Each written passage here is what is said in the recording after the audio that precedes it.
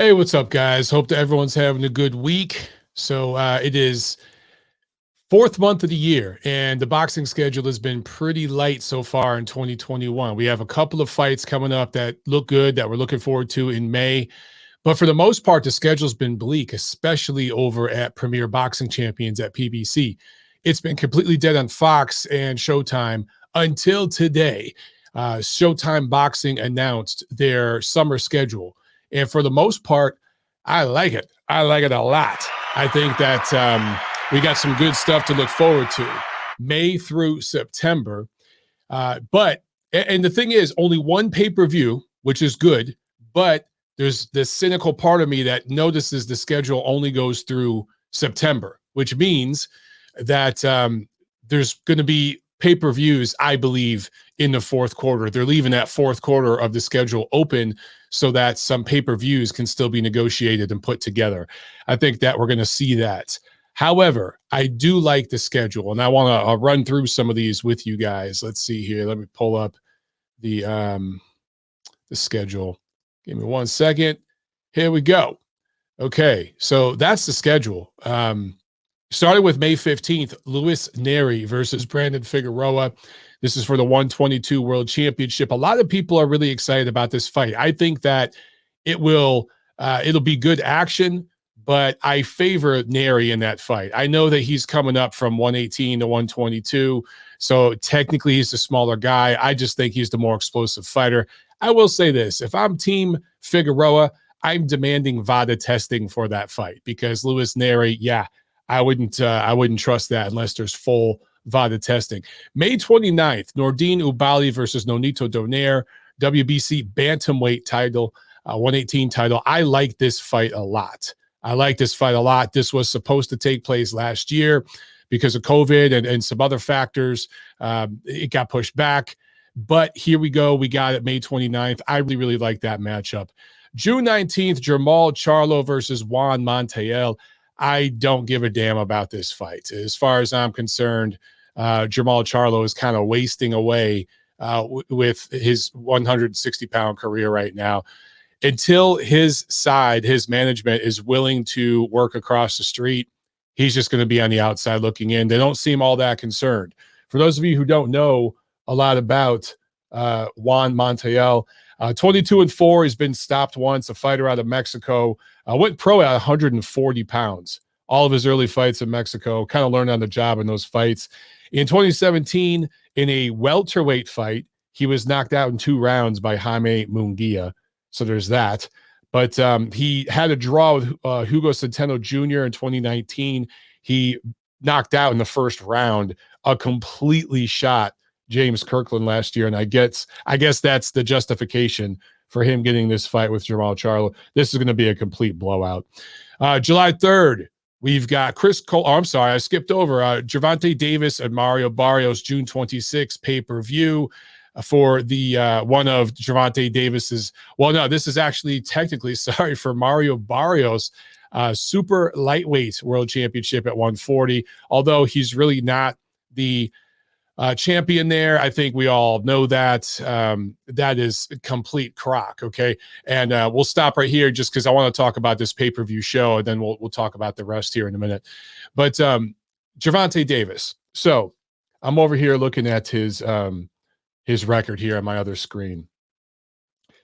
This is just a way to market him going for a third title in a third weight class, even though the only title I would say he ever held that was legit was at 130 when he beat Pedraza.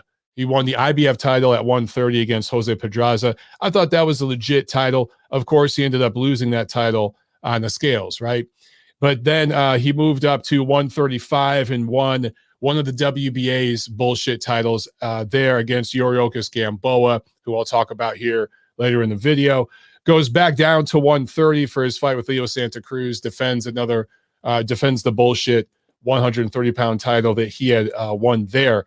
So I don't recognize none of these WBA titles. None of them are the super title or anything. And even I think at one point they gave Leo Santa Cruz the 135, was it? I can't remember if it was 130 or 135 super title, but that was all nonsense. That was all political. Now he's going up to 140, and he's going to beat Mario Barrios. A lot of people think that this fight's going to be super duper competitive. Some people out there saying, oh man, this is a 50-50 matchup. Mario Barrios is so tall. He's 5 inches taller, all of this. And I get that. He is tall, but I was ringside for his fight against Batir Akhmadev. I thought that he got a gift, even though he dropped Akhmadev twice in terms of rounds in that fight. I really, really thought that he got a gift. He definitely lost that fight. Learning lesson for him. He's looked a little better since. He's only had one fight since, but he did look a little bit better. It was against limited opposition. But Gervonta Davis is just an explosive, powerful fighter, and I look for him to win this fight. I do think it'll be good action, but is this pay-per-view worthy? Is this really pay-per-view worthy? I would say no. Now, in the co-main, Erickson Lubin and Jason Rosario are fighting. So this is a solid doubleheader. If this was on regular Showtime, I would love this doubleheader. But on pay-per-view, $80 for this, it's just not pay-per-view worthy. But the business plan over on Team Tank is to try to keep him out of jail, and every time he fights, he's going to be on pay-per-view. That is what it is. And they have no interest in taking on any of the top fighters in that loaded division. Anywhere between 130, 135 right now, Tank could fight.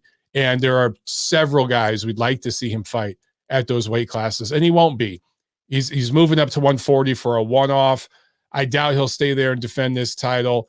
Maybe he will. We'll find out. But if he does, it certainly won't be against the winner of Taylor Ramirez. It certainly won't be against that guy, the winner of that fight. And it certainly won't be against Teofimo Lopez when he eventually moves up to 140. So we're not going to see any of the fights we want to see with Gervonta Tank Davis. I'm interested when he fights, but when he fights this level of matchup for a bullshit title, just to market himself as a multi-division world champion. He's never been a world champion, to be clear. He was a legitimate title holder at 130, but 135, 140, I don't even consider him a legitimate title holder. He had a piece of the WBA, which to me just doesn't count anymore. So let's get back to the schedule here. Let me go back to sharing my screen, guys, show you the rest of this. There we go. Okay. So that is May and June. That's a good lineup for them in May and June. I mean, you really can't complain with that. To me, June is weaker than May. I like May a lot. And overall, May is a loaded month in boxing because we got Canelo Saunders over on DAZN. We've got Taylor Ramirez over on ESPN.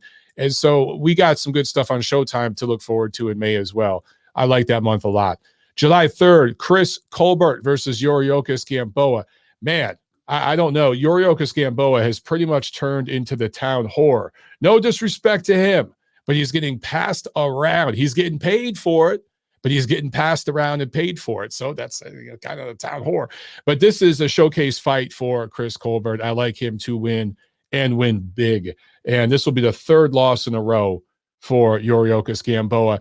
July 17th, this is an outstanding fight. Jermell Charlo, the better Charlo brother, up against Brian Castano. And this is a complete unification of the 154-pound division. Best of all, I thought they'd try to put this on pay-per-view, but I guess they learned from that pay-per-view tanking last year. They are not putting this on pay-per-view. It is on regular Showtime. The way that they were able to, I guess, keep the Charlos off pay-per-view is to put them on separate cards so that they could get them paid. But this is a great fight. I mean, Jermell's kind of wasting away, but Jermell is cleaning out the 154-pound division. I think he's going to win this fight. A lot of people, again, are saying this is a great matchup. I get it. It is. It's a complete unification, which, by the way, Castano has the WBO title. I thought the PBC does not recognize the WBO. I guess suddenly they do. Cool. But anyway, I just think Charlo is a level above Castano. Once he wins this fight, and especially if he wins in dominant fashion by knockout, he has to be on the top 10 pound for pound list. Right now, he's just outside the list for some people. At Ring Magazine, I think we have him just outside the top 10. That will change in July. He will win this fight. I think he will win big, and then he'll be in the top 10. He will have completely unified 154. That's a great accomplishment. August 14th, Guillermo Rigondeaux versus John Rael Casimero for the WBO 118 championship. Once again, I thought that the PBC doesn't recognize the WBO. I guess things are changing in 2021. This is a decent matchup in terms of styles. This is actually a pretty solid, interesting matchup for diehard fight freaks. This is not going to appeal to the casual fan, but diehard fight fans will appreciate this. Here's what I like about it. You got the winner of this fight. They have a 118 title. You go back up to May 29, Obali Donaire. That is for a 118 title. Let's have the winners of these two fights unify their two titles in early 2022. Hey, we could maybe even get it in at the very end of 2021. These guys are fighting in August. Why can't we have the winners fight each other in December? That could totally happen. August 28th, David Benavidez against Jose Uzcategui. Who, look, this to me is just another fight where I'm just not interested. And this is a WBC 168 eliminator. The WBC keeps trying to bail Benavidez out, even though he has screwed them over and lost that title outside the ring multiple times and had all these issues. They're still bending over backwards to get this guy a title. The WBC is all in on the David Benavidez business, and they know at some point down the line, Benavidez and Canelo, that's a pretty good fight. That's actually a really great fight. I think that's the best fight you can make at 168 as it looks right now. But for Uzcategui, and this is no disrespect to him, I just think he's a little overrated. I think he's always been overrated. They needed him. Caleb Plant beating him was a great win for Caleb Plant at the time, but that remains to this day his career accomplishment. And so I think the promotion has had to build up the myth of Uzcategui being this boogeyman and everything to build up Caleb Plant. The truth is, I just don't think Uzcategui is on the elite level in the 168-pound division. I like Benavidez big here. He's actually going to knock out Uzcategui, who I think, let's see, I'm just checking here. He's never been knocked out. So David Benavidez, if he's on weight, he's going to be the first guy to beat him. And then Stephen Fulton Jr., I love this, on September 11, is going to fight the winner of the Nery-Figueroa matchup, which I expect will be Luis Nery. So Stephen Fulton Jr. versus Luis Nery, that's a hell of a matchup, man. That really is a great, great fight. And I like that a lot. Now, the rumor I'm hearing is that Jamel Herring will probably, now, this isn't official, this is just a rumor I'm hearing, could be fighting on September 11th as well. We could be seeing Jamel Herring and Oscar Valdez. So the only downside here, those are two outstanding fights, but we might have a battle between Showtime and ESPN that night. Two great fights, but you're going to be split. But still, I won't complain because those are two great fights. And look, maybe Top Rank will move that date. I just heard from a friend of a friend of a friend that the Herring Valdez fight could take place on September 11th. So anyway, overall, guys, I like that schedule a lot. Let me know what you think.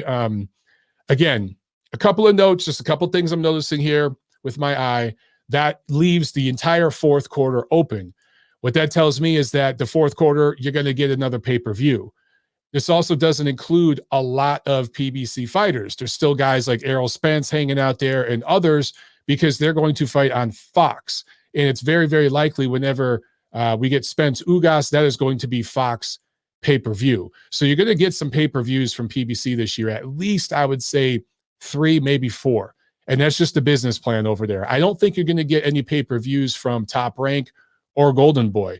And of course, Matchroom, they do a ton of pay-per-views over in the UK, but that's all structured very differently. Here in the USA, there won't be any pay-per-views. So that's the way it's all playing out, guys. Again, all in all, I like this schedule. Just wanted to talk to you real quick about it, give some quick initial thoughts. Let me know what you think. Am I totally off base here, or are my predictions pretty on point? My feelings about the fights and the cards overall, are they on point or am I way off? What am I missing? Let me know. All right, guys. Oh, you like that? I can do my outro music here as I talk to you. Neutral Corner this Monday. I misspoke, I think, on this week's episode. I said we're going to have Jared Anderson on. No. He's going to be on in the future. But this coming Monday, we're going to have Stephen Shaw on, who is fighting Jermaine Franklin on Ring City, USA this coming Thursday. So he's being cool enough to come on during fight week. That's really, really hard for fighters to do. So props to him for coming on and talking to us. Make sure you guys check that out live. All right. Have a good weekend, everybody. Peace.